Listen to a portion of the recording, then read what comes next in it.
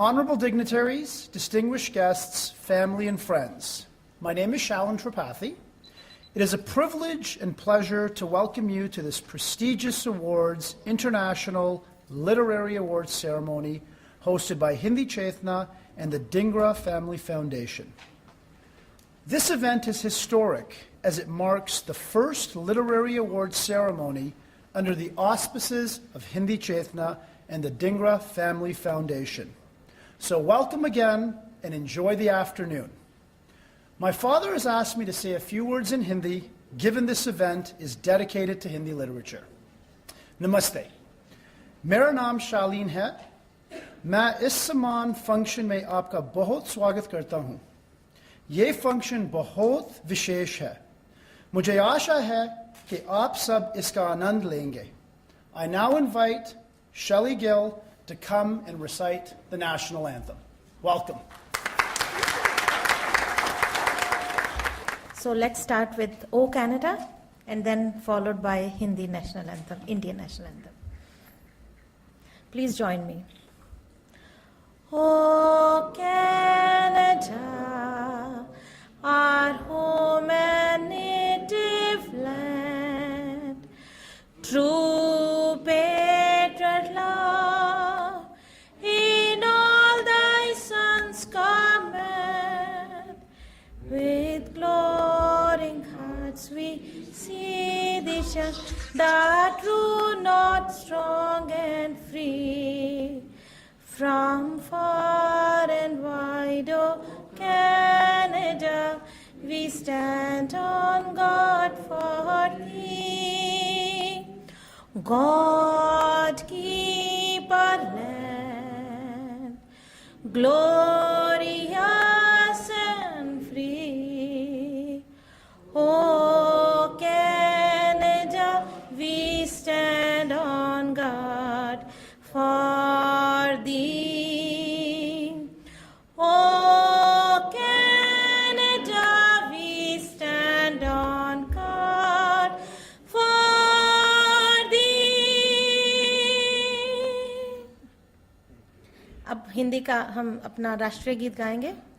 जनगण मन अधिनायक जय हे भारत भाग्य विधाता.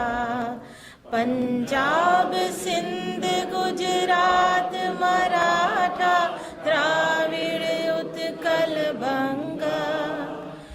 विंध्य हिमाचल यमुना गंगा उच्छल जलधि तरंगा.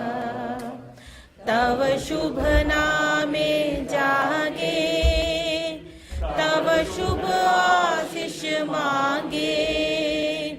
गाहे तव जय गाथा. जनगण मंगलदायक जय हे भारत भाग्य विधाता. जय हे, जय हे, जय हे. जय जय जय बहुत बहुत धन्यवाद। और मुझे एक बात की बहुत प्रसन्नता है कि बहुत लोगों ने हिंदी के हमारे राष्ट्रीय गीत का बिल्कुल सही उच्चारण किया। बहुत बहुत धन्यवाद। Distinguished guests, prominent scholars and writers, family and friends of Hindi Chetna, for the benefit of our guests who do not understand Hindi language, I'll speak in English and then program will continue in Hindi language. The language today we are celebrating here. It's indeed an honor for me to welcome you all in this very special and unique literary afternoon to celebrate a milestone of Dhingra Family Foundation and Hindi Chetna. Your presence means to me a great deal. This function is unique and very special because amongst us today we have some brilliant scholars from Canada, Mr. Harishankar, Professor Harishankar Adesh. He may not be here, but his son is representing. And Mr. Mahesh Katare, the great writer from India, and Srimati Sudarshan Pridarshini from United States of America, who have traveled all the way to be with us, and I warmly welcome each one of them. The journey of Hindi Chetna is very long and winding, but since Dr. Sudha had joined us as an editor of this magazine, it is risen to the heights of being a reputed international magazine. आप तालियां भी बजा सकते हैं। Although this literary function is in collaboration with Hindi Chetna, it is the initiative of Dr. Sudha and Om Dhingra, who are the founders of the Dhingra Family Foundation. The goal of Dhingra Family Foundation is to support the advancement of the Hindi language, education and health of underprivileged children, to recognize the high quality of high quality of literature and the creative writers of Hindi language all over the world. Without the support of Sudha and Om Dhingra, this function would have not been possible today. Now I would like to call upon our guest, Honorable Akhilesh Mishra ji. I think he will be a few minutes late, so let's wait. And then Mitzi Hunter, MPP, Associate Minister of Finance, and Mr. Bal Kissoon, MPP from Scarborough, presently the Speaker of Ontario Legislature. And my oldest best friend, Mr. Raymond Cho, the councillor from Toronto, and later on, Mr. Joe Lee, councillor from Markham. Please come on the stage. But at this time, Mr. Raymond Cho and Mr. Bal, I think you are two representing all the teams.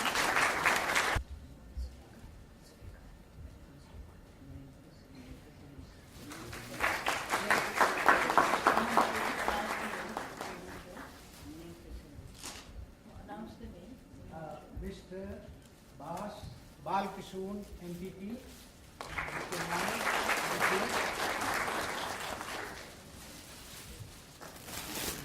Namaste and good afternoon.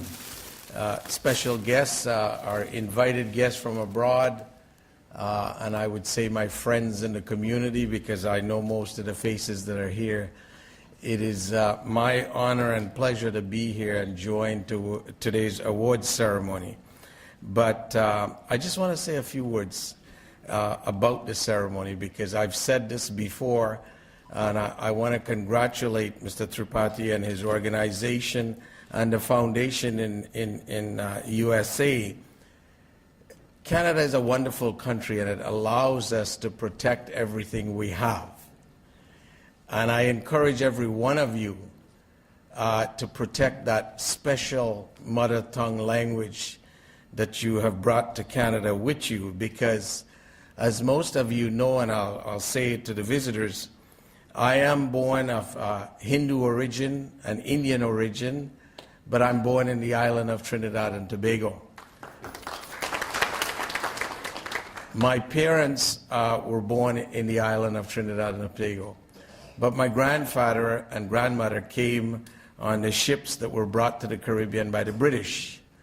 And as I understand it, in the early stages of their arrival on the island as indentured workers, they were not allowed to practice their religion or their language openly, because the British farmers and the workers out there were scared that they would organize against the British in their own language, and the British wouldn't understand what was going on. So what happened is the language being transferred to the younger generation, and the younger generation started to deteriorate. And to be honest with you, I only speak English. I understand very few words of Hindi because my parents spoke broken Hindi. So a lot of the grammar was incorrect. And I just want to tell you a little story. I worked in Saudi Arabia for 3 years. And on the streets of Saudi Arabia, I'd be approached by many people of Indian origin from the entire South Asian continent. And they would speak to me in Arabic, they'd speak to me in Urdu, they'd speak to me in Hindi, and every other language that you could find in South Asia. And I'd have to put my hands up and say, you know, I only speak English and I'm Canadian. And they'd look at me totally puzzled. And it is then that it hit me that, you know, it would have been nice to speak another language, because there are so many wonderful, friendly people from the South Asian continent. And I say it today to many of my friends from that continent. If many of us would drop our guards and don't differentiate ourselves by religion or class, and we were to just say that we are Indians from the Indian continent, we would be the most powerful people in the whole world. Because if you look at all the Fortune 500 companies and you look behind the first or second level of management, the majority of people that are running those corporations, they come from somewhere in the Indian continent. So we are very well educated. We are very well capable of standing on our own 2 feet and surviving and running our own businesses. But for some reason, we follow. And for some reason also, when we see our own doing very well, the old saying goes, we want to cut them at the knees. And I wish, and I'm saying it publicly, I wish we do not pass that particular trait that we have on to our children. We should give those other good things that we have to our children, so that someday, you know, the future generation will come together as one and be that powerful voice around the world for all of us. So I congratulate the magazine and those who are wanting to protect the language, and I hope you could encourage everybody else to protect that long history that is there as a language, because when we come to the Western world, it's very easy for us to lose it. But we need to copy from some of the other nations. I represent a large Chinese community, and I will tell you, more than 50% of them who are born here, their parents make sure they go and learn the language. I have a lot of friends in the Jewish community, and they make sure that their young people learn their language, learn their religion, and learn their history, so that the genocide that occurred in that society will not repeat itself. We need to learn from them so that we could be that stronger group that we can be around the world. So I thank you very much, for Mr. Tripathi, for having me join all of you, and congratulations to all those that are receiving awards for the good work you've done, and please continue that work wherever you are. Thank you very much. Hello, good afternoon. Namaste. Namaste. Yeah, as introduced, my name is Raymond Cho. Most people, I think they know who I am. I'm city councillor, but more importantly, I've been all the best friend of Shyam Tripathi and Surika Tripathi. We've been friends more than, 35 years now? Yeah. Good. And I'm so happy, Shyam, you've been playing major leadership role in this important organization, Dhingra Family Foundation International Literary Awards Ceremony. And when I look at the invitation from Shyam, I felt so proud and happy. You know, as we know, Canadian multiculturalism is the envy of the world. And if we don't participate in cultural activities such as this, it doesn't mean anything. But I'm so glad that Shyam and Surika, you've been so active. And when I look at the names and the title, it's a really international award ceremony. So I'm very happy to bring greetings from Toronto City Council and myself, Councillor Cho. Now, I have 2 staff. Actually, in my office, we have 6 staff, and half of them are the Indians from India. And the 2 are here today. Pooja Parekh, she is a summer student, but she's also our adopted Indian daughter. My wife loves Pooja, and Pooja is there. Where is Grace? Grace, everybody knows. She just went out? Yeah. So keep up your good work, and I like to meet with the recipients, but I have so many events today. And Shyam said, Councillor Cho, Raymond, you got to be here as a best old friend. So I'm here, but please pardon me that I'm leaving a little early, but have a great ceremony, and keep doing good work, Shyam and Surika, and thank you so much, everybody participating. Thank you. Oh, this was wonderful that you came, and I think without you, nobody ever allowed me to get inside this building. Yeah. Anyway, I'm very grateful to you. Now, I would like to call upon our Deputy Minister, Mitzi Hunter, Minister of Finance, just to come on the podium and accept our honor from the committee.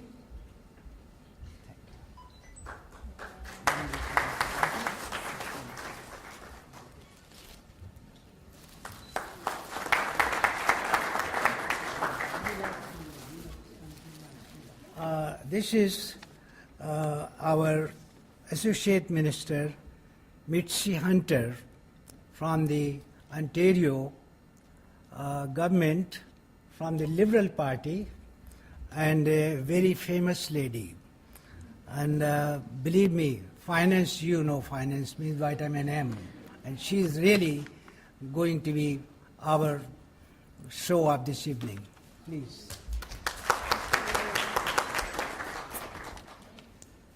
Namaste. It is my honor as the Member of Provincial Parliament for Scarborough-Guildwood and newly appointed Associate Minister of Finance responsible for Ontario's retirement pension plan to join you here today. I want to thank Shyam Tripathi and Sudha Om Dhingra for inviting me to join you for this wonderful, wonderful celebration of Hindi language, Indian culture, and the rich heritage of India. And I have to say that I know how vibrant and important your community is to the diversity and the community in Ontario. So I thank you. I am very pleased to bring greetings on behalf of the Government of Ontario and special greetings on behalf of the Premier, the Honourable Kathleen Wynne. And if you will let me read what she has conveyed, and then I would like to present these certificates.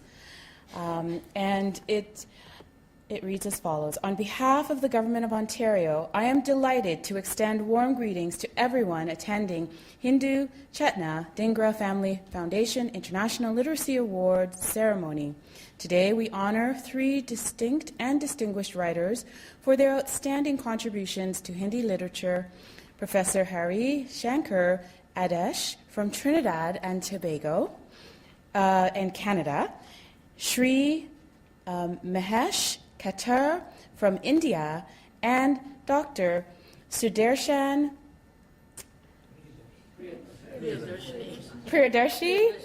Priyadarshini from the United States.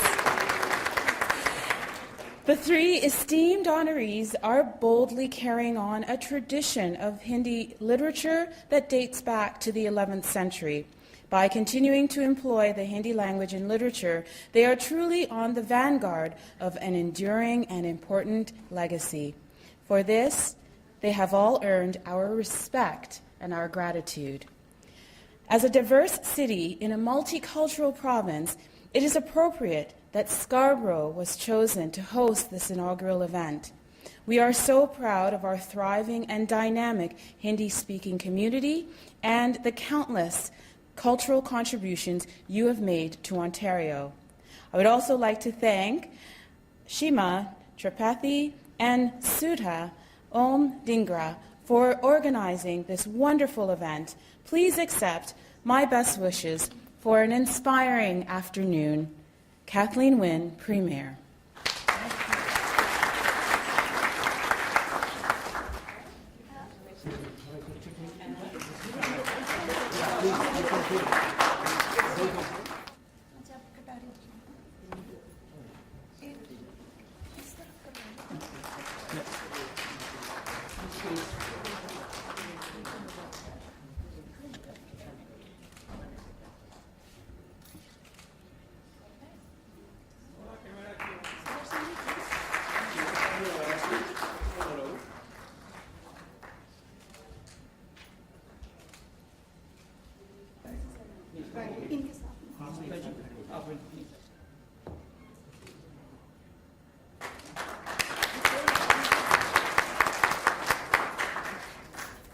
मैं अब आपकी सेवा में अपने हिंदी चेतना के सह संपादक और हिंदी चेतना में के भारत में समन्वयक श्री पंकज सुबीर जी को मंच पर आमंत्रित करना चाहूँगा ताकि वो आगे का कार्यक्रम हमें बताएं और प्रारंभ करें। पंकज जी एक नम्र, मधुर हृदय, युवक, जानदार साहित्यकार हैं। आप एक प्रसिद्ध गजलकार, मजे हुए कहानीकार और सफल उपन्यासकार हैं। हिंदी जगत में वे एक ऐसी आवाज़ हैं जिनको बहुत दूर दूर तक लोग जानते हैं। उनकी लेखनी से लगभग 10 पुस्तकें प्रकाशित हो चुकी हैं। इंग्लैंड से अभी अभी इंदु कथा सम्मान, भारतीय ज्ञानपीठ नवलेखन जैसे विशेष सम्मानों से आप सम्मानित किए जा चुके हैं।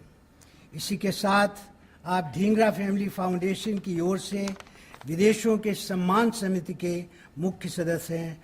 पंकज जी, जहाँ भी हों आप आइए और मंच संभालिए। बहुत धन्यवाद आदरणीय श्याम त्रिपाठी जी का। मित्रों, सबसे पहले आप सबको मेरा नमस्कार।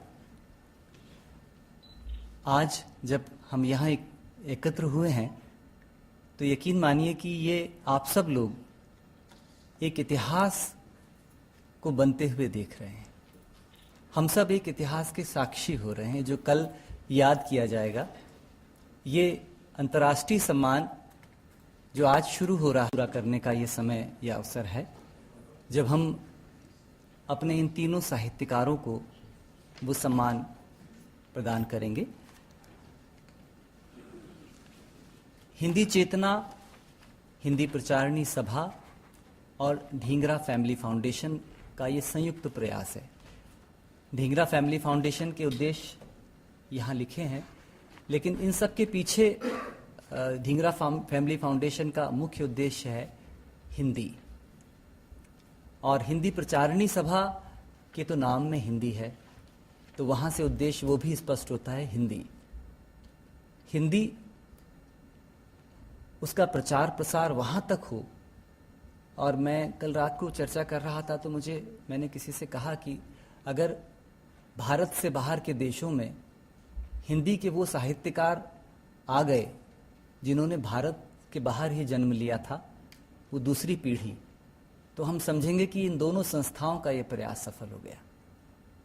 ये पहली पीढ़ी का साहित्य जो लिखा गया, उसके बाद अब हमें दूसरी पीढ़ी में हिंदी का साहित्यकार चाहिए, और वो हमारे लिए बहुत महत्वपूर्ण है। और ये जो दो संस्थाएं आज जुड़ रही हैं, एक साथ काम कर रही हैं, तो मुझे लगता है कि इनका भी उद्देश्य ये है कि वो दूसरी पीढ़ी तलाशना जो विदेशों में हिंदी का झंडा लहराएगी। 10 साल बाद, 15 साल बाद, 20 साल बाद, 25 साल बाद जब भारत की दूसरी पीढ़ी वहाँ से चलेगी और यहाँ आएगी हिंदी का झंडा लेकर, तब उस झंडे को थामने के लिए यहाँ कुछ हाथ होंगे, और वो झंडे को हाथ को थाम के कहेंगे कि हम भी यहाँ हिंदी की परचम लहरा रहे हैं।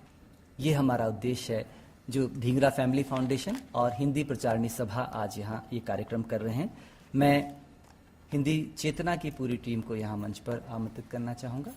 आदरणीय सुधा जी, सुरेखा जी, श्याम जी, आप इन सब का जोरदार तालियों से स्वागत कीजिए। अभिनव शुक्ल, रामेश्वर काम्बोज जी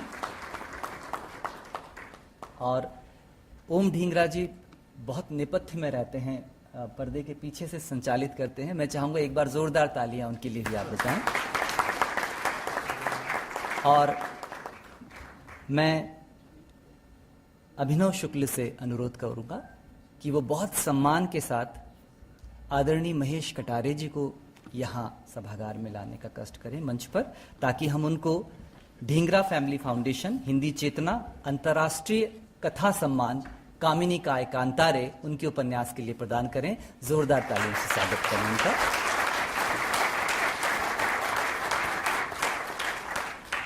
सबसे पहले अनुरोध है सह संपादक रामेश्वर काम्बोज जी से कि वे शॉल प्रदान कर महेश कंडारे जी को सम्मानित करें।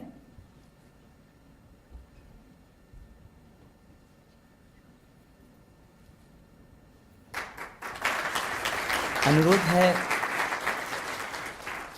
हिंदी चेतना के प्रमुख संपादक श्याम त्रिपाठी जी से कि वे सम्मान पत्र प्रदान करें।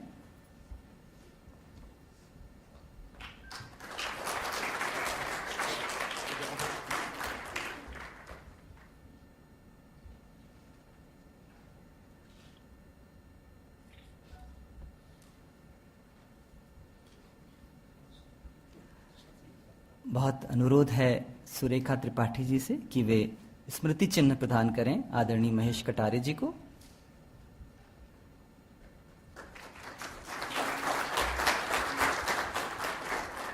हिंदी चेतना के सह संपादक अभिनव शुक्ल श्रीफल भेंट करेंगे।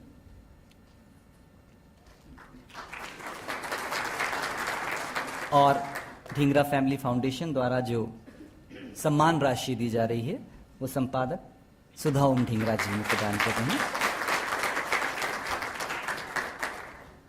एक बार जोरदार तालियां महेश कटारे जी के लिए। मैं हमारे सम्मानित रचनाकार से अनुरोध करूंगा कि वो मंच पर ही उपस्थित रहें। मैं तत्पश्चात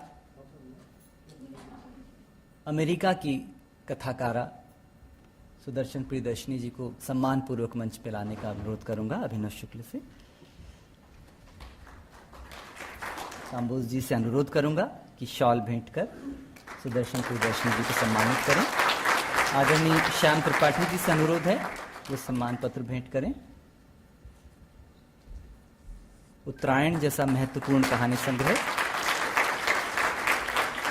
सुरेखा त्रिपाठी जी से अनुरोध है स्मृति चिन्ह भेंट करने हेतु।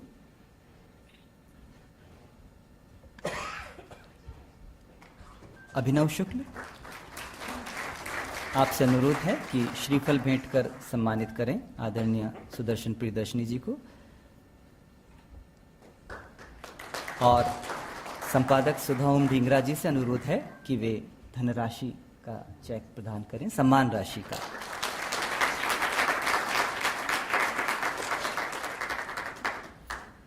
और जैसा मैंने कहा कि हम चाहते थे कि समग्र साहित्यिक योगदान के लिए एक बहुत बड़े साहित्यकार प्रोफेसर महाकवि प्रोफेसर हरिशंकर आदेश को हम यहाँ सम्मान लेते हुए देखें, लेकिन स्वास्थ्य संबंधी परेशानियों के कारण उनका आना संभव नहीं हो पाया। लेकिन हम जानते हैं कि उनके जहाँ भी वो हैं घर पर स्वास्थ्य लाभ ले रहे हैं, उनका आशीर्वाद इस कार्यक्रम के लिए है।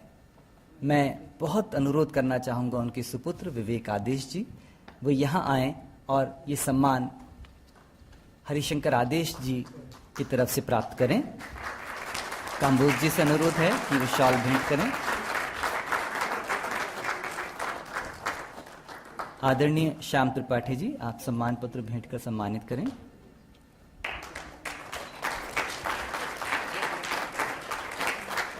आदरणीय सुरेखा त्रिपाठी जी, आपसे अनुरोध है कि स्मृति चिन्ह भेंट कर विवेक जी को ये सम्मान भेंट करें। अभिनव शुक्ल, आपसे अनुरोध है कि श्रीफल भेंट करें। और आदरणीय सुधा ओम ढींगरा जी से अनुरोध है कि वे धनराशि सम्मान राशि का चेक प्रदान करें। हम आभारी हैं विवेक जी के और उनकी आदेश जी की पुत्रवधू कादम्बरी आदेश जी के कि वे यहाँ आए और उन्होंने हरिशंकर आदेश जी का ये सम्मान ग्रहण किया।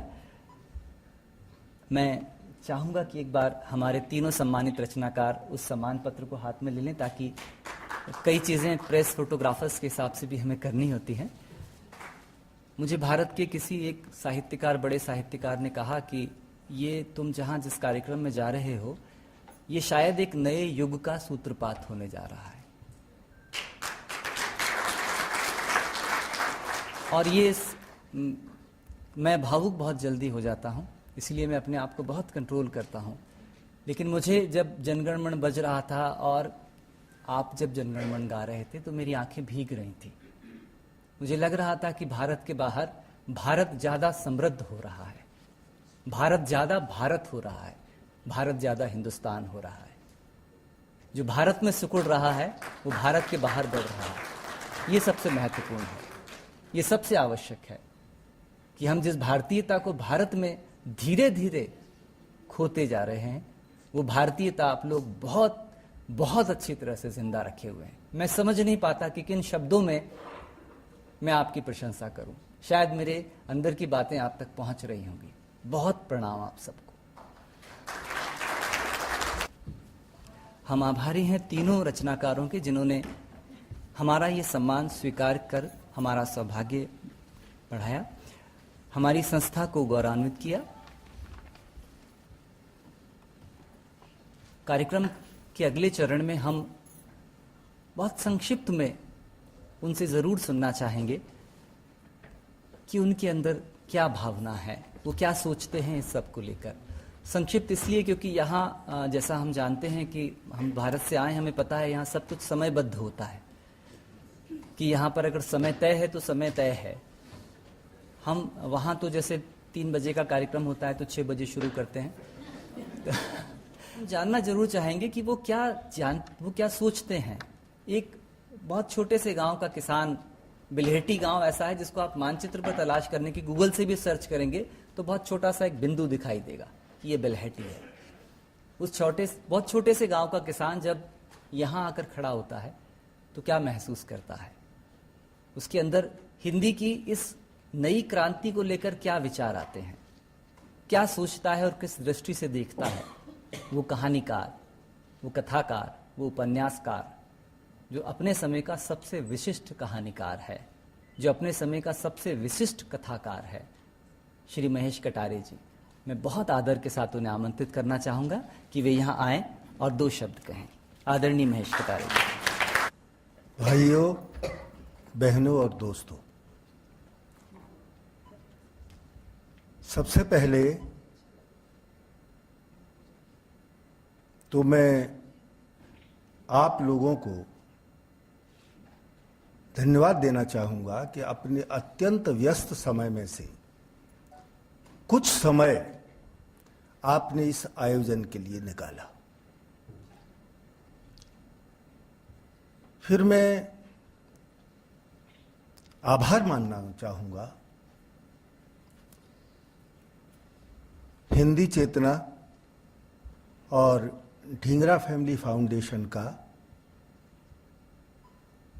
कि उन्होंने मुझे आप सब लोगों के बीच में आने का अवसर प्रदान किया। मैं नहीं जानता कि मैं इस योग्य हूं कि नहीं कि आपके बीच आकर के खड़ा हो सकूं, किंतु इतना जरूर है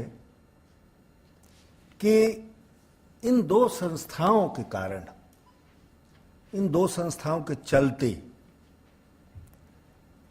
मुझे आज लगा कि मैंने जो कुछ किया, थोड़ा बहुत जो कुछ बन पड़ा, वो कुछ सार्थक सा है। और ऐसा सार्थक है कि जिसे आगे मुझे करते रहना होगा। यदि इस तरह से न हो पाता तो शायद कहीं मैं घबरा करके, चुप होकर के बैठ भी सकता था, किंतु एक नई ऊर्जा, एक नई स्फूर्ति मुझे यहां से मिली है। आप कल्पना कर सकते हैं, आप तो यहां बैठे हुए हैं और जानते हैं पंकज सुबीर ने तो बहुत अच्छी तरह से ये सब सारी बातें कही हैं कि हिंदुस्तान अभी यहां से कम 25 वर्ष तो पीछे है ही तकनीकी तौर पर, और हिंदुस्तान के भी एक गांव में जो अपने शहरों से 25 वर्ष पीछे है, वहां रहने वाला एक आदमी यहां प्रकाशित होने वाली एक पत्रिका को पढ़ता है। तो इन दोनों संस्थाओं ने हिंदी के लिए जो किया है, और इस तरह से एक हिंदी का एक पुल पैदा किया है। एक कवि ने कहा है, उंगलियां वे जो कभी थकती नहीं हैं। हम लोग नाटक करते रहते हैं, तो एक नाटक का अंश है ये। उंगलियां वे जो कभी थकती नहीं हैं, वे चरण चलते रहे चलते रहेंगे। सर्जना अन्वेषणाओं की सफलता हम सदा ही गर्व से लिखते रहेंगे,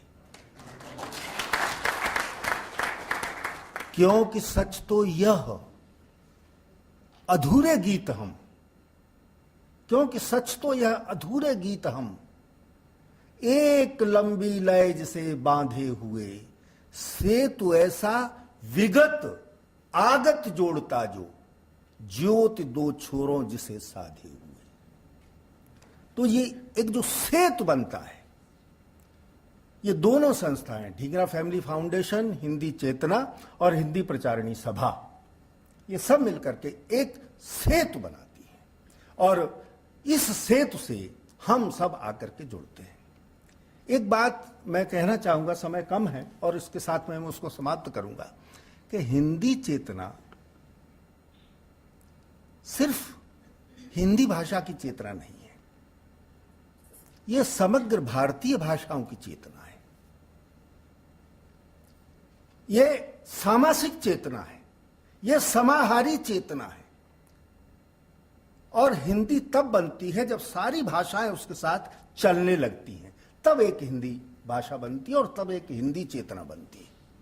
तो यह एक और बड़ा काम है जिसको कि यहां से मैं होता हुआ देख रहा हूं।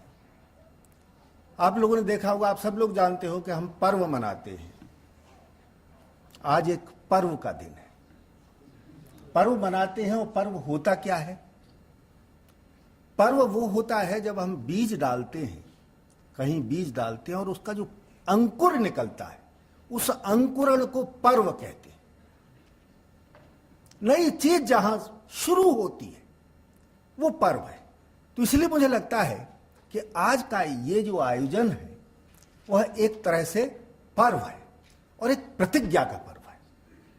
इस प्रतिज्ञा के साथ में ही मेरा ख्याल है कि मैं इसको अपने वक्तव्य को समाप्त करूंगा। एक प्रतिज्ञा है, बहुत पुरानी प्रतिज्ञा है। आप सब लोग पाठक हैं, अधिकांश लोग लेखक हैं, सुधी पाठक हैं, सुधी लेखक हैं और सुधी व्यक्ति हैं। हमेशा साहित्य और कला के साथ में एक प्रतिज्ञा जुड़ी होती है जो आदि प्रतिज्ञा है, पहली प्रतिज्ञा। हम मानते हैं कि इस विश्व का सबसे पहला कवि था वाल्मीकि और उनकी पहली पंक्तियां हैं वो मैं आपको सुनाना चाहता हूं। मां निषाद प्रतिष्ठा तुम गमः शाश्वती समा यत क्रौंच मिथुना देख मवधि काम मोहितम। आपने वो कहानी तो सबने सुनी ही होगी कि क्रौंच जोड़ा बैठा था और एक व्याध ने आकर के तीर मार दिया तो उसमें से एक मर के गिर गया। जब एक कवि लिखता है इस पद को, इस कविता को, तो एक प्रतिज्ञा करता है कि मां निषाद प्रतिष्ठा तुम गमः शाश्वती समा, कि हे निषाद, हे हत्यारे, मैं तुम्हें कभी प्रतिष्ठा नहीं मिलने दूंगा, तुम प्रतिष्ठा को कभी प्राप्त नहीं करोगे, क्योंकि तुमने एक निरपराध का वध किया है। जो भी कोई व्यक्ति कलम उठाता है, ब्रुश उठाता है, घुंघरू उठाता है, अपनी उंगलियां कहीं तार पर छेड़ता है, उसकी पहली प्रतिज्ञा यह होती है कि वह हत्यारे को, अपराधी को, अन्यायी को प्रतिष्ठा नहीं मिलने देगा। तो ये एक नई प्रतिज्ञा का भी पर्व है। मित्रों, सचमुच यहां कर लगता है कि जिस भारतीय परंपरा की हम लोग बार बार दुहाई देते हैं, यहां करके मुझे लगा जो भी मिला, जिस घर में मैं गया यहां पहले पहल आदरणीय श्याम त्रिपाठी जी के यहां, तो विशुद्ध भारतीय पद्धति से स्वागत किया गया और इतनी आत्मीयता से। तुलसीदास ने कहा है कि आवत ही हर्षे नहीं नैनन नहीं स्नेह, तुलसी तहान जाइए कंचन बरसे मेह। जहां आंखों में स्नेह नहीं हो, चेहरे पर उल्लास नहीं हो मेहमान को देख करके, वहां जाइए ही मत, चाहे पैसों की बरसात हो रही, चाहे सोना बरसता हो। और यहां करके मैंने देखा कि वो उल्लास है, वो चमक है आंखों में कि भाई कोई अत्यंत आत्मीय हमारे यहां आ गया है। तो ऐसा स्वागत, ऐसा उल्लास और आप सब लोगों का वो जुड़ाव हिंदी के लिए, जिसको हिंदी चेतना कहते हैं। हिंदी चेतना कोई सिर्फ भाषाई चेतना नहीं है, भाषा तो उसका एक माध्यम है। चेतना तो वह है कि सर्वे भवन्तु सुखिनः, सर्वे सन्तु निरामया, सर्वे भद्राणि पश्यन्तु मा कश्चित् दुर्भाग् भवेत्। हिंदी चेतना सारे विश्व को अपने साथ में लपेटती है कि सब सुखी हों,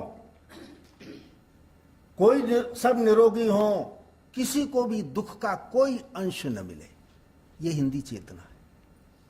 इस चेतना के आप सब लोग एक एक दीपक हैं।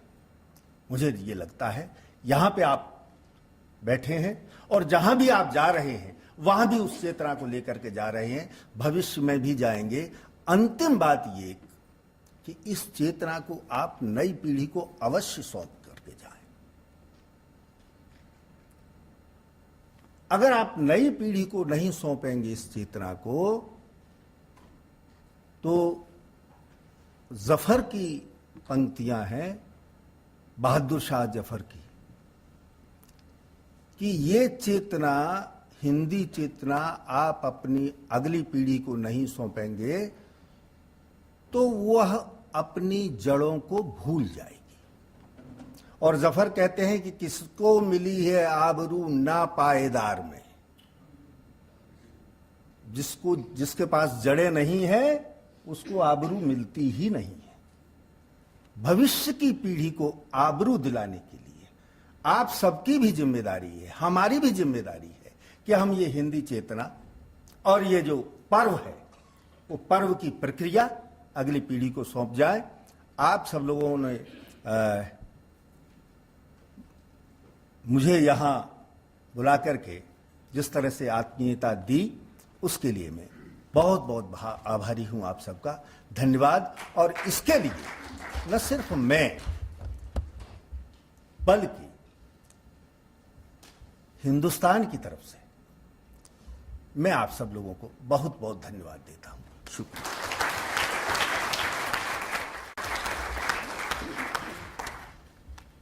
बहुत धन्यवाद आदरणीय महेश जी का।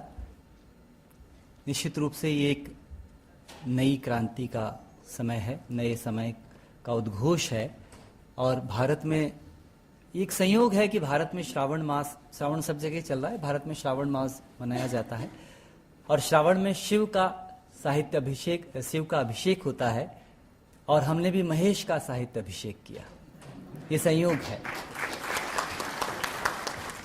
राम ने रामेश्वरम में शिव की पूजा की थी, श्याम ने टोरंटो में महेश का अभिषेक किया। ये एक नया संयोग है। और जो इन्होंने कहा कि आप सचमुच, आप लोग इस सब को बदल देंगे, इस पूरे समय को बदल देंगे और उस हिंदी चेतना को आगे तक प्रवाहित करेंगे। हमारे साथ एक और बहुत महत्वपूर्ण साहित्यकार हैं, बहुत महत्वपूर्ण कहानीकार हैं, उपन्यासकार हैं, कवित्री भी हैं और बहुत सम्मानित हमारे लिए वो एक रचनाकार हैं। हम उनसे भी सुनना चाहेंगे इस सारे समय के बारे में और ये सब जो हो रहा है इस पर उनकी नज़र क्या कहती है, उनकी दृष्टि क्या देखती है। बहुत आदर के साथ आमंत्रित करना चाहूँगा डॉक्टर सुदर्शन प्रियदर्शनी जी को कि वे आएं और अपनी बात कहें। कनाडा टोरंटो के हिंदी प्रेमियों को मेरा सादर अभिनंदन, नमस्कार और बहुत बहुत धन्यवाद कि आपने मुझे हिंदी चेतना की ओर से बुलाया और यहाँ खड़ा किया और मेरा सम्मान किया। मुझे लगता है कि कनाडा की ये धरती या टोरंटो की जमीन मेरे लिए बहुत भाग्यशाली है। उसके लिए मैं पहले इसका नमस्कार करती हूँ, क्योंकि आज से 22 साल पहले मुझे टोरंटो हिंदी परिषद ने महादेवी पुरस्कार से सम्मानित किया था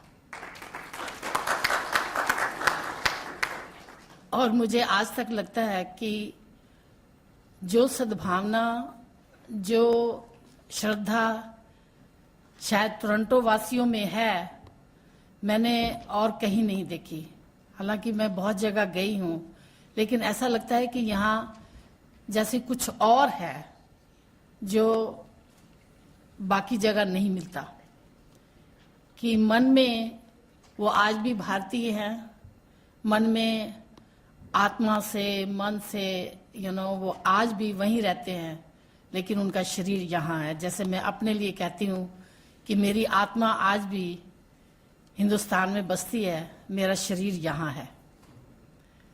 तो उस हिसाब से मैं देखूं तो मुझे आज इतना अच्छा लग रहा है आप सब लोगों के बीच में फिर से आने का, और ये अवसर मुझे दिया है हिंदी चेतना ने और ढींगरा फाउंडेशन ने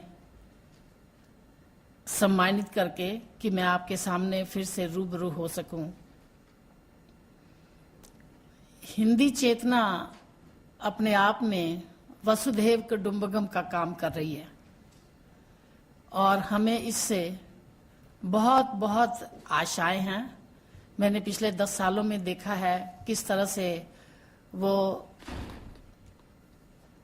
छोटे छोटे पैरों से चल के आज वो जवान हो गई है और अपना संदेशा सारी दुनिया को दे रही है, सारे संसार को उसने बांध लिया है। सुधा जी का इसमें बहुत बड़ा हाथ है, त्रिपाठी जी का इसमें बहुत, जिसे कहते हैं कि समृद्ध विचारधारा है कि उन्होंने हिंदी चेतना को कुछ ही वर्षों में सारे संसार के कोने कोने में फैला दिया है। ये एक, क्या कहना चाहिए कि 7 समुद्र के ऊपर एक पुल बना दिया है कि ऐसा लगता नहीं है कि हम 7 समुद्र पार बैठे हैं। हम जुड़े हुए हैं। हम हिंदुस्तान से, हिंदी साहित्य से, हिंदी के लोगों से पूरी तरह से जुड़े हुए हैं। और सबसे बड़ी बात जो सुबीर जी ने इतनी बड़ी बड़ी बातें मेरे लिए की हैं, मैं उनके लायक हूं या नहीं मुझे नहीं मालूम, मुझे तो नहीं लगता, लेकिन मैं देख रही हूं कि जो निष्ठा, जो प्यार हमें यहाँ से मिलता है, चाहे हमारी परंपराएं टूटी हैं, हमारी वैल्यूज खंडित हुई हैं, लेकिन फिर भी हमने, और बहुत से हिंदुस्तानियों ने वही किया है कि वो कहते हैं ना, नीर क्षीर, नीर में से क्षीर निकाला है, नीर को छोड़ दिया है। अपने लिए अपने अपने घरों में अपनी परंपराएं, अपनी संस्कृति, अपनी भाषा बहुत लोगों ने रखी हुई है। और इस बात का मुझे बहुत गर्व होता है कि अपनी भाषा हम आज भी अपने साथ लेकर चल रहे हैं, और यही हमारी थाती है, यही हमारी पूंजी है। मैं आज भी अपने बच्चों के साथ उसी तरह से बोलती हूँ जैसे मैं आपके साथ बोल रही हूँ। मुझे यहाँ आए हुए 32 साल हो गए, लेकिन मैंने उनको अपनी भाषा से दूर होने नहीं दिया। जब छोटे थे तो मुझे इंग्लिश में जवाब देते थे तो मैं कहती थी आई डोंट नो इंग्लिश, मेरे से बात करनी है तो सीधी तरह बात करो। तो इस तरह से आज सुधा जी कह रही थी, मेरे ख्याल है मेरी बेटी से बात करके, कि ये तो बिल्कुल आपकी तरह बोलती है। मैंने कहा मेरे तीनों बच्चे ऐसे ही बोलते हैं। तो मेरा कहने का मतलब है इसमें किसी साहित्यकार की जरूरत नहीं होती, इसमें किसी इंटेलिजेंस की जरूरत नहीं होती, ये सिर्फ भावना से जाती है चीज, कि आपका भाव क्या है, आप क्या कहते हो, आप क्या सोचते हो अपनी कंट्री के बारे में, अपने देश के बारे में। बहुत कुछ देख रहे हैं, बहुत व्यतिक्रम हुआ है, मूल्यों का, व्यवहार का, आचार का, सबका। लेकिन फिर भी अभी भी आप, बाद में कहीं जरूरत पड़ी नहीं कविता सुनाऊंगी तो उसमें मैंने एक में ये लिखा है कि आज भी कहीं कहीं अभी रिश्तों में गर्मी है जो यहाँ नहीं है। ये आप सब मानेंगे कि यहाँ रिश्तों में गर्मी नहीं है, एक औपचारिकता है, सभ्यता है और पर औपचारिकता है, वो नजदीकी नहीं है, एक रूखापन है। घर के बच्चों में भी माँ बाप के प्रति ये नहीं, आज वहां भी बहुत सी इसी तरह से कहानियां सुनने को मिलती हैं, लेकिन फिर भी कहीं एक जिम्मेवारी, कहीं एक प्यार, श्रद्धा या शर्म जिसे कह सकते हैं, अभी भी वहां बची हुई है। लेकिन यहाँ हमने वो कहते हैं कि सारी जैसे बाड़ियां तोड़ दी हैं, या ये कहना चाहिए कि बच्चों ने वो बाड़ियां तोड़ दी हैं या वो तोड़ने के उसमें लगे हुए हैं। लेकिन उसमें मुझे एक ही बात कहनी है कि मैं फिर भी बच्चों का कसूर नहीं मानती इस बात में, क्योंकि जब मैं यहाँ आई और सर्कल्स हमारे बने, खूब पार्टियां होती थी, सब कुछ, तो मैंने उस समय ये देखा कि हर कोई इस होड़ में लगा हुआ है कि हम कितने अंग्रेज बन सकते हैं और अपने बच्चों को कितना अंग्रेज बना सकते हैं। वो उनके लिए एक प्रेस्टीज पॉइंट था कि हम घर में, और मैंने उनको कहा, कहते हमारे बच्चे हिंदी नहीं बोलते। मैंने कहा वो बोल भी नहीं सकते, कि आप स्कूल खोलो। मैंने कहा नहीं, मैं ABC वाला स्कूल नहीं खोलने वाली हूँ, काका पढ़ाने के लिए मेरी हिम्मत नहीं है। लेकिन आप उनके टीचर हैं, आप हिंदी बोलते हैं, अगर आप बोलोगे तो वो बोलेंगे। बच्चा कहाँ से सीखता है भाषा? बच्चा भाषा कहाँ से सीखता है? पैदा होते ही वो बातें करने लगता है, जैसे जैसे बड़ा होता है सारी बातें कहाँ से सीखता है? तो मैंने कहा स्कूल की कोई स्कूल नहीं पढ़ा सकता इनको बोलना, बस आप आपस में अगर उनके साथ ना बोलो, आपस में भी अगर आप बात करोगे तो वो सीख जाएंगे। और ये चीज़ मैंने देखी, मुझे इस बात का बहुत दुख है, और उसी के लिए मैंने TV program, radio program, magazine निकाली, मूवीज का किया, ताकि बच्चों में वो चीज़ आए। लेकिन मुझे इस बात की खुशी है, और क्लीवलैंड में लोग इस बात को मानते भी हैं कि वो जो बच्चे उस समय 10-8 साल के थे, वो आज पूरी तरह से हिंदी जानते हैं। अगर पूरी तरह से बोलते नहीं हैं तो समझते हैं। तो मैं सोचती हूँ कि अगर हमें अपने आप में जीना है तो वो एक ही है कि वो हमें भाषा, हमें वो जिंदगी दे सकती है। क्योंकि आप ही सोचिए, आप जितनी मर्जी अच्छी से अच्छी इंग्लिश बोल सके, लेकिन आप मन की बात नहीं कर सकते। दूसरी भाषा जो है वो आपकी भावनाओं का भार नहीं ढो सकती। आप अपने बच्चों से वो बात नहीं कर सकते दूसरी भाषा में जो आप कहना चाहते हैं। उसका मैं आपको एक छोटा सा वो देती हूँ, या इसके साथ उसका नहीं है, लेकिन मैं बताती हूँ कि इंग्लिश में जब आप किसी चीज को अनुवाद करेंगे तो उसका क्या होगा। पंजाबी में है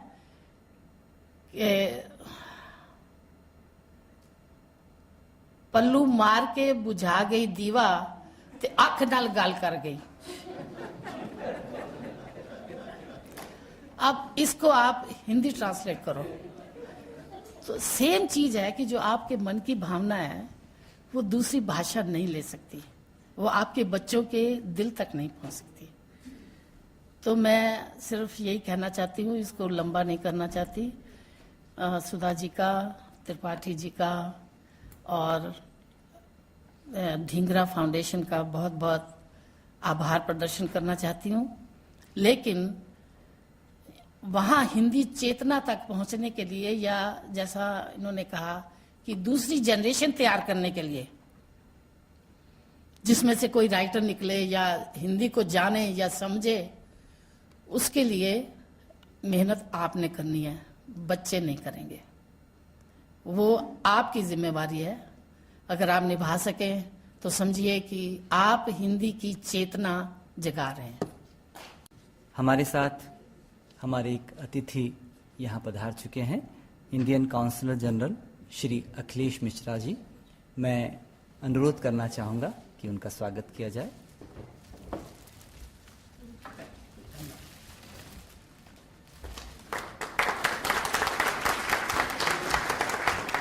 और अब मैं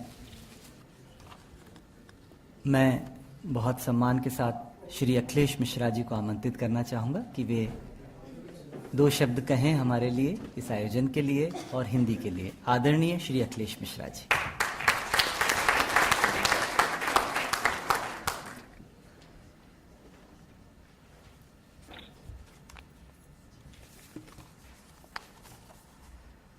धन्यवाद पंकज जी। सब मित्रों, सर्वप्रथम तो मुझे क्षमा करें, मुझे आने में विलंब हुआ और मैं इस कार्यक्रम के लिए कितनी उत्सुकता से प्रतीक्षारत था, लेकिन आज दिन में 3 अन्य कार्यक्रमों में मुझे उपस्थिति देनी थी, इसलिए मैं देर से आया, लेकिन उसके लिए मुझे क्षमा करें प्लीज़।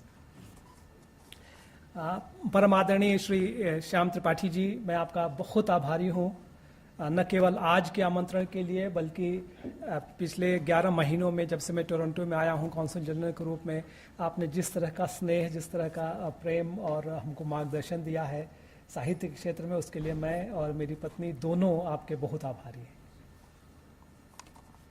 हैं। यह हम सबके लिए बहुत हर्ष का विषय है कि हिंदी चेतना और श्याम त्रिपाठी जी के नेतृत्व में यह आयोजन संपन्न हो रहा है। श्याम त्रिपाठी, जैसा आप जानते हैं, न केवल कनाडा में बल्कि विश्व भर में, विशेषतः प्रवासी भारतीयों के बीच में हिंदी भाषा और साहित्य के प्रचार प्रसार और संवर्धन के लिए अपने प्रयासों के लिए अत्यंत समादृत और प्रेरणा के स्रोत के रूप में प्रतिष्ठित हैं। हिंदी चेतना न केवल हिंदी साहित्य एवं सृजनशीलता को प्रस्तुत करने का एक माध्यम है, अपितु स्थानीय एवं नवोदित एवं उदीयमान तथा प्रतिष्ठित साहित्यकारों के लिए एक बहुमूल्य मंच भी है। और यहाँ के और भारत और अन्य देशों के जो साहित्यकार हैं उनके बीच में संवाद और विचार विनिमय के लिए एक बहुमूल्य सेतु और एक बहुमूल्य कड़ी के रूप में आपकी भूमिका मैं बहुत सराहता हूँ। आपका प्रयास, आपकी ऊर्जा, आपकी साधना और हिंदी के प्रति आपका समर्पण, उसको मैं हृदय से प्रणाम करता हूँ। मित्रों, श्रीमती आदेश जी ने और उससे पहले भी आज के युग की जो त्रासदी है और पश्चिमी हवा की जो झकझोर है उसके बीच में हम आज उपस्थित हैं, तो प्रायः यह प्रश्न उठता है जब हम हिंदी के प्रचार प्रसार की बात करते हैं तब, या जानबूझकर उठाया जाता है कि आज वैश्वीकरण के युग में, जबकि अंग्रेजी भारतीयों के लिए, विशेषकर प्रवासी भारतीयों के लिए सर्वाधिक महत्वपूर्ण भाषा और सर्वाधिक उपयोगी माध्यम बन चुकी है, हिंदी का महत्व क्या रह गया है? हमारी दैनिक जीविका में हिंदी की उपयोगिता क्या रह गई है? मैं समझता हूं कि विशेष इसी कारण से, जबकि हम वैश्वीकरण, कंज्यूमरिज्म और विदेशी सभ्यता, विदेशी भाषाओं के झंझावात के बीच में हैं, कोशिश यह हो रही है कि जितनी भी छोटी भाषाएं हैं और जितनी भी कमजोर संस्कृतियां हैं वो सब जमीन से, जड़ से उखड़ जाएं। आवश्यकता इस बात की और बढ़ गई है कि हम अपने पैरों पर, अपनी धरती पर, अपने जड़ों को और मजबूती से पकड़कर खड़े रहें। जरूरत इस बात की है कि हम सब के पैर में अंगद के पांव और उनकी ऊर्जा समा जाए। मित्रों, संस्कृत में एक श्लोक है, आत्मैव आत्मनो बंधुः आत्मैव ऋतुरात्मनः। हम खुद ही अपने मित्र हैं, सुहृद हैं और अपने ही शत्रु भी हैं। हम अपना अहित करने वाले हैं या हित करने वाले हैं, यह इस पर निर्भर है कि हम अपने यथार्थ स्वरूप को, जो कि अनंत सतचित और आनंद का स्वरूप है, अनंत संभावनाओं और क्षमताओं से परिपूर्ण है, उसको पहचानते हैं या भूल गए हैं।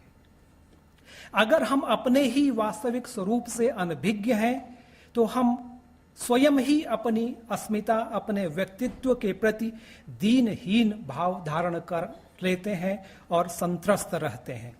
कई बार तो हम अत्यंत तुच्छ और निकृष्ट कारणों से स्वयं को दुखी करते हैं, जैसे शरीर का आकार छोटा है या बड़ा है, त्वचा का रंग कहीं मलिन तो नहीं, किस जाति में, किस संप्रदाय में या धर्म में या परिवार में जन्म लिया, यह सोच सोच कर ग्रस्त संत्रस्त रहते हैं। लेकिन सबसे बड़ा आघात अपने को हम तब पहुंचाते हैं जब अपनी माँ, अपनी मातृभूमि और अपनी मातृभाषा की पहचान भूल जाते हैं, उनके प्रति अपना गर्व का बोध खो देते हैं। तब हम सबसे बड़ा कुठाराघात करते हैं अपनी जड़ों पर। जिसको न निज भाषा तथा निज देश का सम्मान, देश का अभिमान है, वह नर नहीं है, पशु निरा और मृतक समान है। अब बिना अपनी मातृभाषा और बिना अपने राष्ट्र की राष्ट्रभाषा और राष्ट्र संस्कृति का सम्मान किए, उसकी वंदना किए, हम कहीं भी कभी भी सम्मान नहीं पा सकते।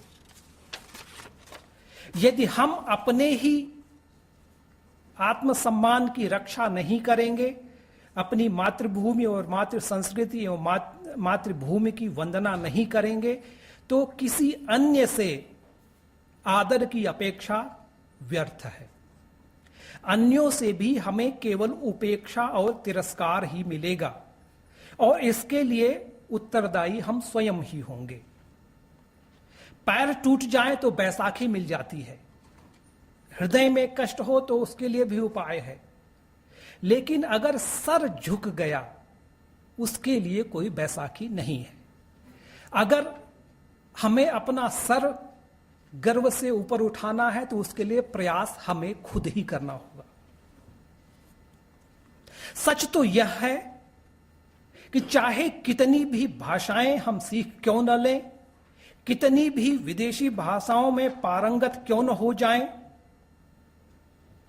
एक देश के रूप में भारत के हृदय की आवाज एक ही भाषा में, उसकी राष्ट्रभाषा में निकलती है।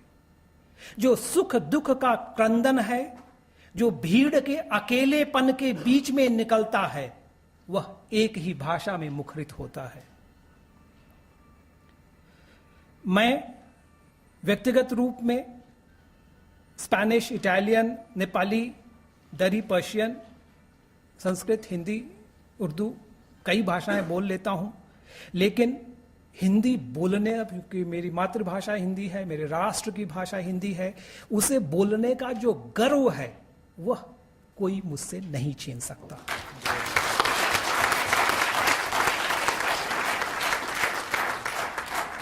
कोई भी विदेशी भाषा हिंदी बोलने की जो तुष्टि है उसके लिए विकल्प नहीं बन सकती। मित्रों,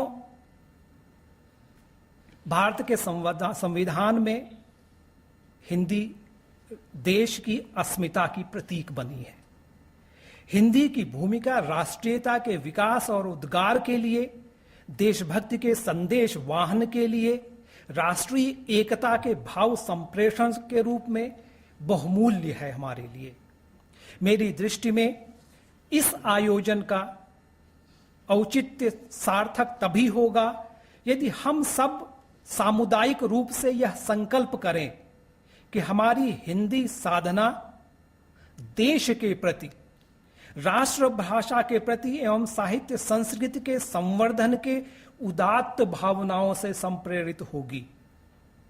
हिंदी हमारी व्यक्तिगत तुष्टि या स्वार्थ स्वार्थ सिद्धि के साधन के रूप में उपयोग नहीं की जाएगी। कवि एवं लेखक समाज के लिए मार्गदृष्टा, ज्ञान चक्षु के सदृश हैं। उनसे उदात्त चिंतन की अपेक्षा की जाती है।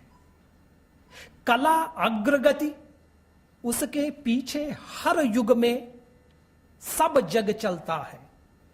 चिर जागृत उसके अंतर में दीप साधना का जलता है। यदि कवि के हृदय में साधना का दीप नहीं प्रज्वलित है तो वह सतत हार्दिक एवं मानसिक अंधकार से ग्रस्त है। वह तुच्छ विचारों से, काम, क्रोध, द्वेष, मद, लोभ आदि विचारों से बाधित है, बोझिल है। क्षणिक, ऐन्द्रिक और भौतिक संवेदनाओं की आत्मतुष्टि के प्रयास में लिप्त साहित्य का व्यवसायी मात्र है, सुकवि कहलाने के योग्य नहीं। वह अपने ही द्वारा निर्मित दलदल में लथपथ रहेगा, चाहे कितनी ही पोथियां पढ़ डाली हों उसने, कितनी ही किताबें लिख डाली हों उसने। यदि हृदय विशाल नहीं होगा, उसमें संवेदनशीलता, करुणा, उदारता एवं निस्वार्थ प्रेम का रक्त संचार नहीं होगा, तो कोई कवि हो ही कैसे सकता है।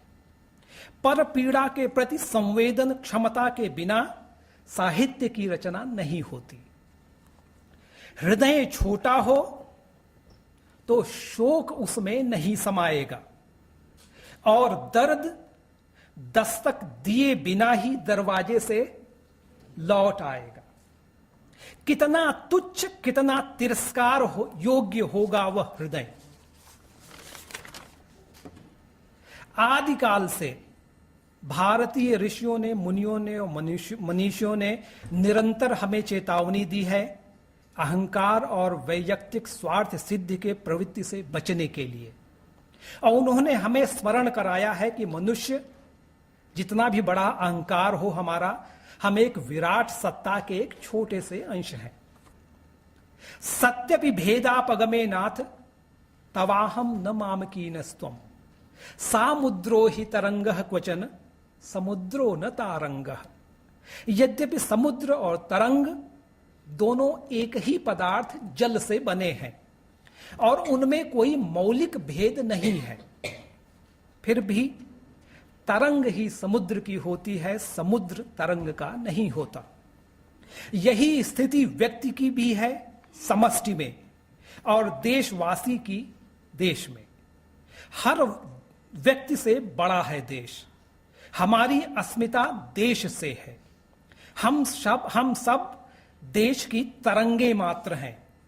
मैं इस मंच से यही प्रार्थना, यही आह्वान करना चाहता हूं कि आइए हम सब राष्ट्र के प्रति, राष्ट्रभाषा हिंदी के प्रति सेवा, समर्पण और उत्सर्ग के भाव से निरहंकार निष्ठारत रहें। सभी सेवा भाव से साथ साथ प्रयास करें, बिना किसी भेदभाव या ऊंच नीच के विभेद से। हिंदी के प्रति हमारा भाव भरत का होना चाहिए, कैकेयी और मंथरा का नहीं। सेवा भाव का अर्थ है इस अर्पण में कुछ और नहीं, केवल उत्सर्ग छलकता है। मैं दे दूं और न फिर कुछ लूं, बस इतना सरल छलकता है। अगर ऐसा नहीं है मित्रों, तो सब कुछ व्यर्थ है। जो लिख रहा हूं आज मैं, जो दिख रहा हूं आज मैं, उसमें अगर झलके न तुम, उसमें अगर झलके न तुम, तो व्यर्थ सब आराधना। मेरी आराधना, मेरी प्रार्थना ईश्वर से यही है कि जो मैं स्नेहते तस्य शिवमस्तु सदा भुवि। जो मुझे स्नेह करते हैं उनका हमेशा मंगल हो इस जगत में। यश माम द्वेष्टि, जो मुझे द्वेष करते हैं, लोकेस्मिनि सोपि भद्राणि पश्यतु। जो मुझे द्वेष करता है इस विश्व में, वह भी अपना मंगल ही देखे। धन्यवाद।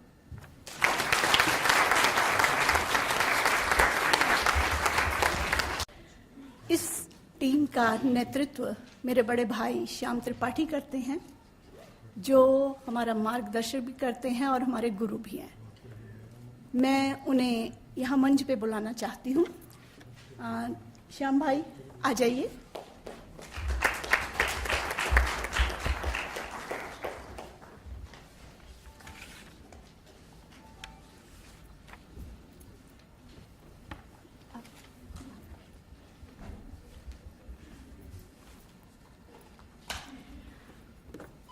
रमेश्वर कंबोज जी हिंदी चेतना के सह संपादक हैं।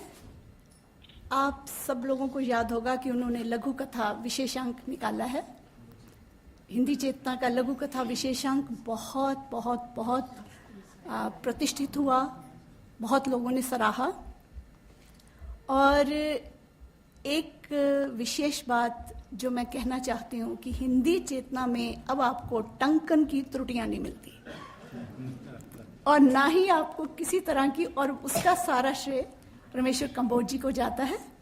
तो मैं बुलाती हूँ अपनी टीम के वरिष्ठ सदस्य को, रमेश्वर कंबोज जी।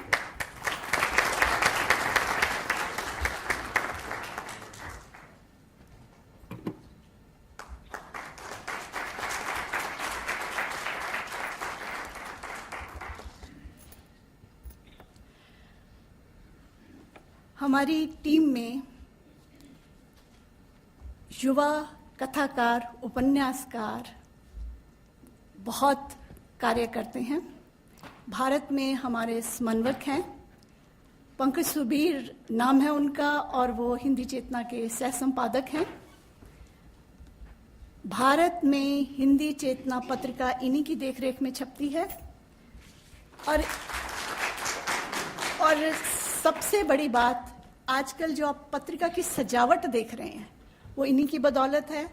और ऑनलाइन पत्रिका जहाँ जहाँ लोड होती है और वेबसाइट पे पूरी तरह का काम, लोडिंग का काम इनका होता है। तो स्वागत कीजिए।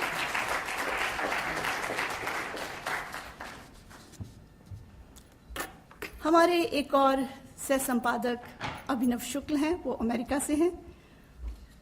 वो आपने देखा होगा कि जब आवरण चित्र, हमारा जो आवरण पृष्ठ होता है, उसके नीचे जो पंक्तियां लिखी होती हैं, एक तो वो बहुत दिल से और बहुत मन से उसको लिखते हैं, और हमारी जो ब्लॉग है उसकी देखरेख भी करते हैं। तो बुलाती हूं अभिनव शुक्ल।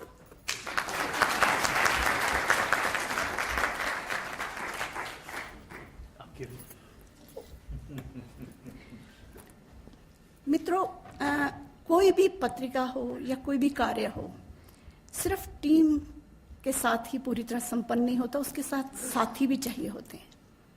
तो हिंदी चेतना बहुत खुशकिस्मत है कि उन्हें बहुत से साथी भी मिले हुए हैं, जिन्होंने हिंदी चेतना का आरंभ जब हुआ था, इस धरती पे उसका जन्म हुआ था, तब से लेके आज तक उन्होंने हिंदी चेतना का बहुत साथ दिया और आज भी हमारे साथ हैं, और हम उन्हें एक तरह से अपनी टीम ही मानते हैं। और उन्होंने हिंदी चेतना के आवरण को पहले दिन से लेके आज तक खूब सजाया है। आप देखते होंगे कभी सरस्वती वंदना होती है, कभी उसमें तरह तरह के उन्होंने आवरण सजाए हैं। हमारे अरविंद नराले जी, मैं स्वागत करती हूँ, कृपया आप आइए।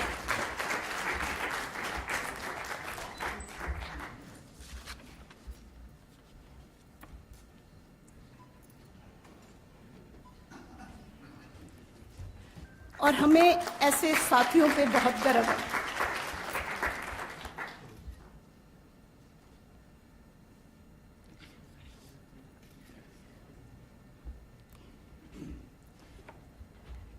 मैं और त्रिपाठी जी, जब हमने हिंदी चेतना का दोनों ने काम शुरू किया, आलोचनाएं, समीक्षाएं तो मिली ही, वो तो हम झोली फैला के लेते हैं, क्योंकि जब भी कोई काम किया जाता है तो वो मिलती ही हैं।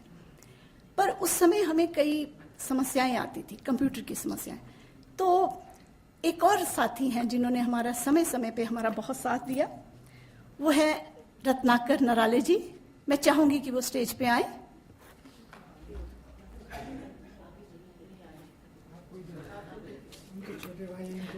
हाँ, तो साथियों, उनके बड़े भाई उनकी तरफ से ले रहे हैं।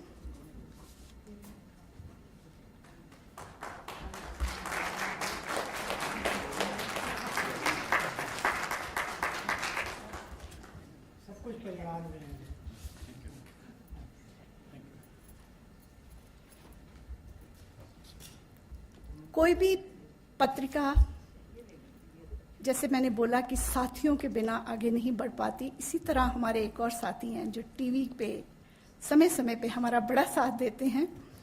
वो हैं कांता अरोड़ा जी। तो मैं उनको बुलाना चाहूंगी। कांता जी आइए। कांता अरोड़ा।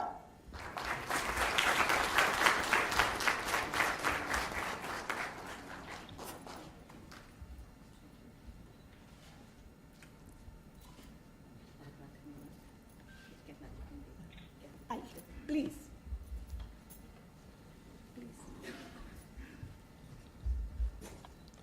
सभी सुनने वालों को कांता अरोड़ा का अभिनंदन। मिश्रा जी और अन्य अतिथिगण को सादर प्रणाम। बहुत से ऐसे लोगों से आज मिलना हुआ, उसकी मैं बहुत बहुत आभारी हूँ श्याम जी की, कि जिन्होंने बहुत ही दिल से, बहुत प्यार से कहा कि आपको आना ही होगा।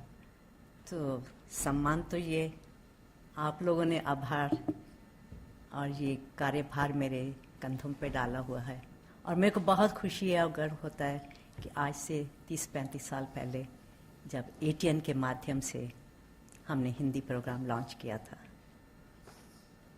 और आपके सहयोग से आज तक प्रोग्राम चल रहा है झनकार। और दूसरा, इतनी खुशी होती है कि ATN आजकल घर घर की चैनल बन चुका है, और उसके द्वारा ही मैं आप सबसे कनेक्टेड रहती हूँ। आप सबके जितने भी संदेश हमें मिलते हैं उससे प्रोत्साहन मिलता है, आशा मिलती है, और हमेशा मैं कहती हूँ कि जिस किसी के पास कोई भी विषय हो आप प्लीज़ हमें कांटेक्ट करें, और जो कुछ मैं कर सकती हूँ प्लीज़ मेरे को मौका दीजिए, मेरे को यूज़ करिए, और मैं आपकी सेवा के लिए हमेशा तैयार हूँ। धन्यवाद इस सम्मान के लिए, और हिंदी चेतना को हमारी बधाई। धन्यवाद कांता जी। हम बकायदा आपको समय समय पे कष्ट देते रहेंगे। इसके साथ ही एक बात कहना चाहूँगी कि हमने एक शुरू कर रखा है कि आपने अभी हाल में देखा होगा, हम हिंदी कवियों को सम्मानित करते हैं अपने प्रोग्राम में। इससे पहले डॉक्टर मिश्रा जी, श्याम त्रिपाठी जी, अभी हाल में शैलजा जी, आशा जी, सुमन जी, और बहुत सारे अच्छे अच्छे लोगों को हम आगे लाने की चेष्टा कर रहे हैं, क्योंकि आप सब बहुत कार्य कर रहे हैं हिंदी के लिए, और हिंदी हमारी मातृभाषा है। जो कार्य कर रहे हैं हम उसको सब तक पहुंचाने की चेष्टा करते हैं। धन्यवाद।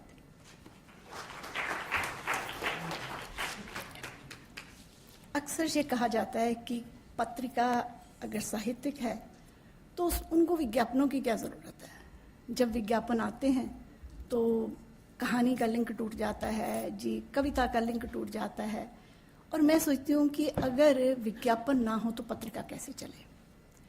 तो अक्सर साहित्यिक क्षेत्रों में ये कहा जाता है कि विज्ञापन आ गए तो बाजारवाद आ गया। भाई पत्रिका बाजार में बिकेगी, खरीदेंगे लोग, और जब छपेगी तो उसका हम कैसे पत्रिका चला सकते हैं विज्ञापनों के बिना। मैंने और त्रिपाठी जी ने इस चीज़ की कभी चिंता नहीं की।